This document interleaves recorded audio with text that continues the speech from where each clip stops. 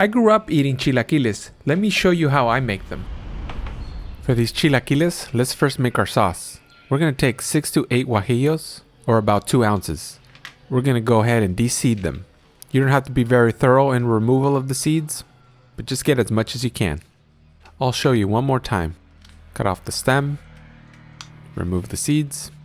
I grew up eating chilaquiles pretty mild. If I want them spicy, I can always add a bit of salsa when they are plated. If you want it to be hot, use chiles like arbol or chipotles. Otherwise, the spicy peppers are optional.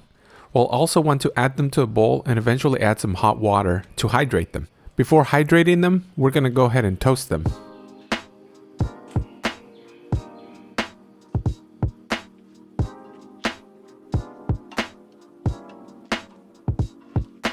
After the guajillos are toasted, add them to a bowl of hot water and let them hydrate for about 15 minutes.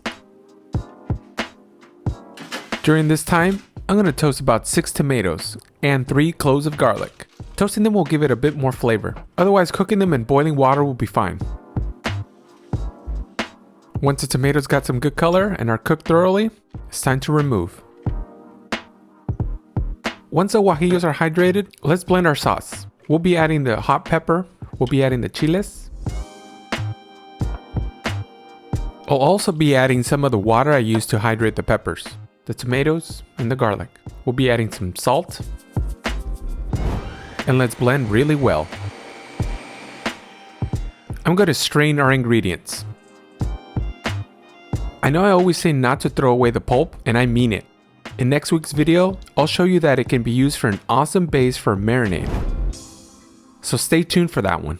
When strained, let's get a pan of oil, drop in some chopped onion, and fry our sauce.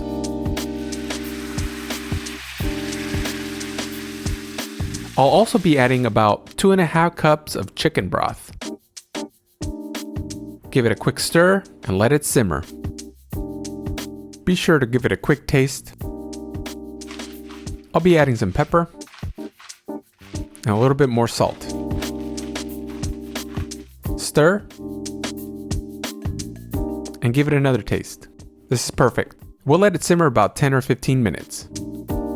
Be sure to pick up some restaurant-style tortilla chips from the store, or you can make your own. It's very easy. You slice them up and then you fry them up. There's no need to salt them either. Once the sauce has simmered a bit, I'm going to drop in our chips. In this video, I'm actually using some leftover chips I made in last week's video. See? I told you I had a plan for these. I used about 12 tortillas here, which is about 10 ounces. Let's give it a quick stir, and we're good. Here's where your preference goes into play.